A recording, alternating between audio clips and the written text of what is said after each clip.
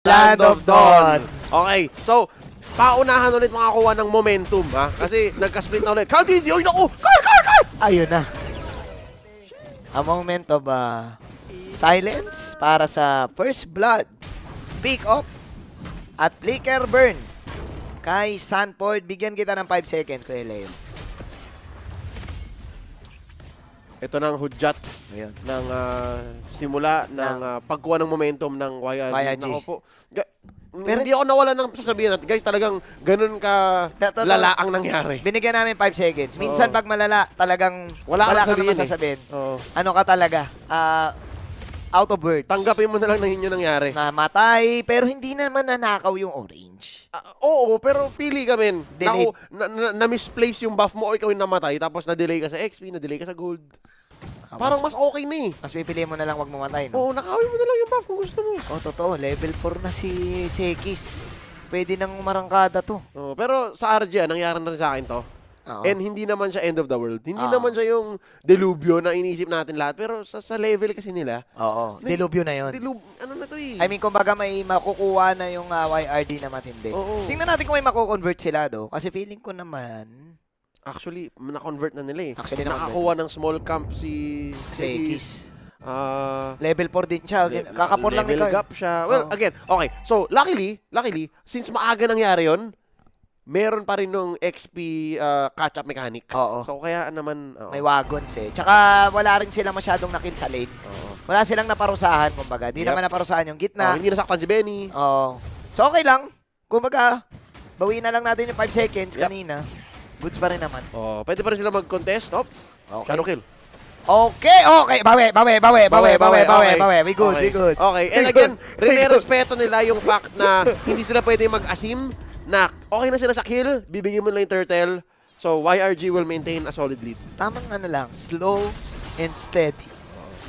Slow and steady wins the race. Maximum effort pa rin. Oo. Hanapin mo pa rin kung saan ka pwedeng makalamang ng konti, pero wag mong asimin. Panalo na yung kill na yun.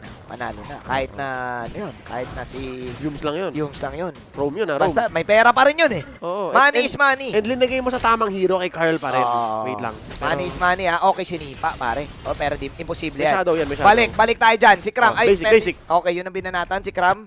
Ay, hindi tinitigilan ni Yums ba? Si Tribal Beep. Hindi niya tinitigilan. Hindi. Pinasok pa rin. Ang lalim. Ninanakawan na. Nako, ang lalim. Shadow kill, boss. Okay. Oh my God! Silicious! Nanalo yung kamao. Sa laban dun sa espada. Hila. Bursters mo. Bursters. Sukuchi mo, boss. Stampede. Yums!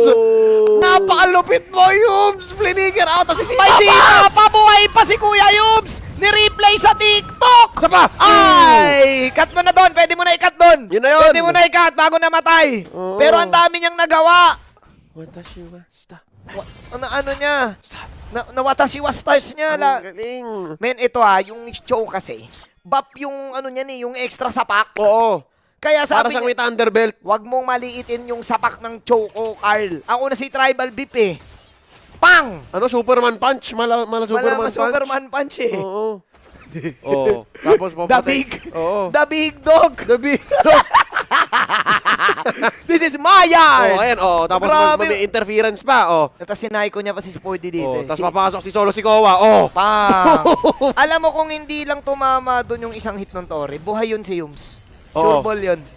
Pero hindi. Mali lang yung angle niya At saka may backup na din eh. Oo. May backup na din eh. So, mabe-basic siya ni 4D either way. Pero, punot dulo itong lahat, ladies and gentlemen. Bumalik na naman yung lamang ng Yudore Giants. Ang daming ginawang kalokohan ni Yums na nagulo sobra yung recovery pathway ng Team Liquid. Tsaka mas maraming nagagawa kasi yung show sa Carmilla, sa True lang eh. And ang ginagawa ngayon dito ng Team Liquid, win the mid na ngayon.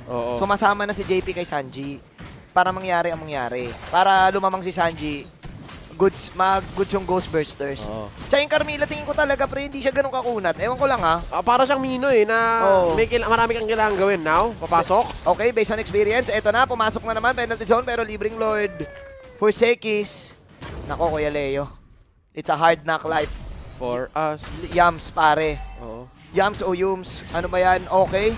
Hubad ng armor, sinipa na naman, patay. 180. Ang masakit dito, Manjin, alam ng Liquid PH yung ganitong playstyle eh. Oo, guys. Itong playstyle na to yung nagpapanalo sa kanilang World Championship Laro nila to eh. Laro nila to. Yung basta may sipa, may kuha, Oo. anything. Basta online yan. Gaan na yan. Tsaka may flicker pa si yung stall. May flicker pa oh! Nag-cooldown na yan sa lagay na yan. Pero tama naman dapat kasi dapat mag-slow down ang Team Liquid PH. Tama mo hindi sila ganun kadalas lumabas ng mapa. Tinan mo. Hindi sila tumatawid ng river. O, kung tatawid man sila, 3-4. Oo. And si JP na lang ilalabas nila. Well, sa totoo lang kahit si JP hindi niya afford yan eh. Oo. Naka-purify lang siya eh. Oo nga. Ang hirap niyan. Hindi, mamapatay din yan eh. Oo, Naka-vengeance pa siya. Hindi, purify siya. Ganito. Naka-purify yan para mas lalo niyang ma-lock in yung ult niya. Para makahanap siya ng positioning. But here's the thing. Gagana lang yon at maganda lang ang payoff niyan later. Pag tumama Sipa na naman. Sino sinipa dito? Sinipa Sanji. Okay, laban na lang daw. Airborne si Cram. Tingnan natin. Curse of Blood niya Bas. Pero parang ang igli lang doon. Chukchak Chenilin. Shadow kill. Hindi tumama yung Javelin. That was a pick-off. Magmumula sa Team Liquid. Pero yung mga ganun, para ka napupol sa trap ng SRG. Oo. Ganun yung mga laruan na gusto nila. Kahit ma-pick off sila, may laban pa yan eh. Oo. Ano to? Yung road to recovery, nagmimisto lang Mirage. Baka hindi nga ito talaga dapat yung gawin ng Team Liquid PH. Baka dapat back to farming sila, protect their lanes. Pero okay na rin. Again, as a Team Liquid fan, ang hoping mo na lang dito is paliitin nyo lang yung gold lead na yan. Protektahan nyo yung lane nyo, yung mga tore. And so far, last turtle up, feeling ko uncontestable to. Oo. Kanila pa rin to IRG to. YRG, ang hirap na eh. Ito para sa akin 50-50 na, Leo. Kasi kahit papaano, di pa natin nakikita na na-activate ng todo yung Netherrealm. Hindi pa na natin nakikita sa full potential. Tsaka yung ult ng Carmilla. Oo. Pero pag tama ka eh, pag na-shoot lahat, kaya. Kahit 3 lang, 4. Palag, oo, Hindi palag. naman lahat eh.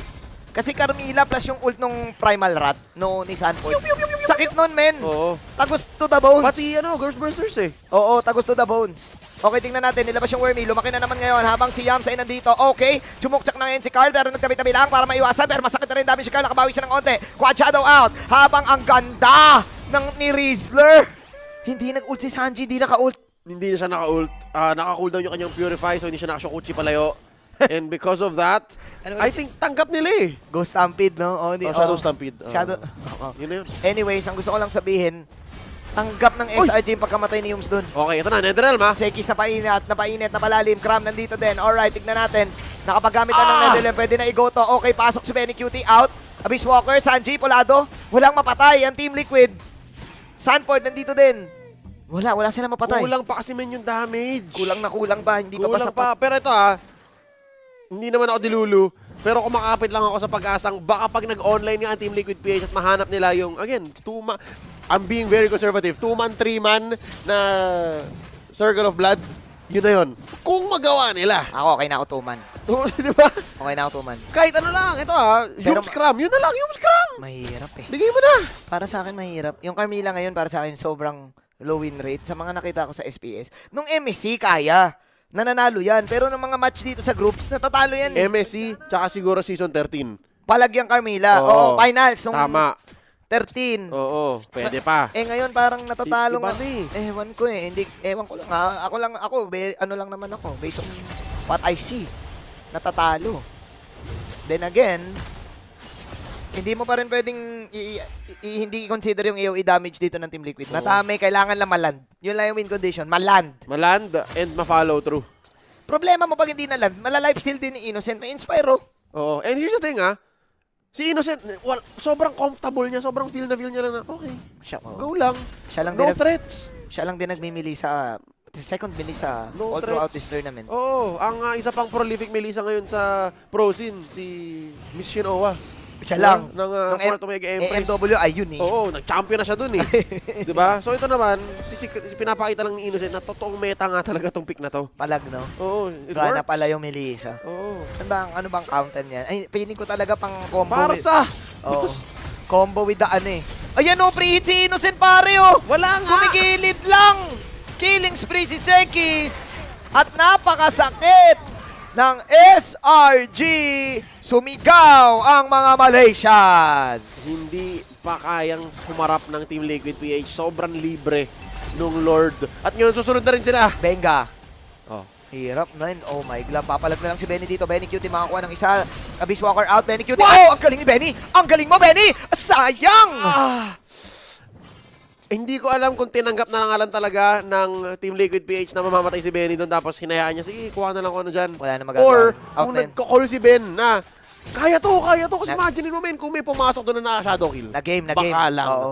Diba? Pero kasi, Kuya Leo, mabalik tayo bago dun sa nangyari kay Benny. Yung kay Inos, may settings kang gagawin kasi dyan sa Melissa na yan. Oo, pare. tama. Tapos pwede yung target pwede kang pumanat sa ere. Oo. Benny ka tapos, yung tsakadal mo, bumabanat habang bumabanat ka sa ere. At, Hindi ba nila na-patch yun? ewan ko, ginagawa niya kanina. Hindi niya... Hindi pa nga. Oh, yan ako! Ayan ako! Sakit! Ang kate. Ay, apo! Feeling up, ano yun? Basta yun. Oh my God! Feeling ko talaga, yung combo ng Melissa tsaka Zaz, Oo. respect na. Ang hirap lumapit eh. Pareho actually. Mayroong isa yung kalaban, masakit. You have both.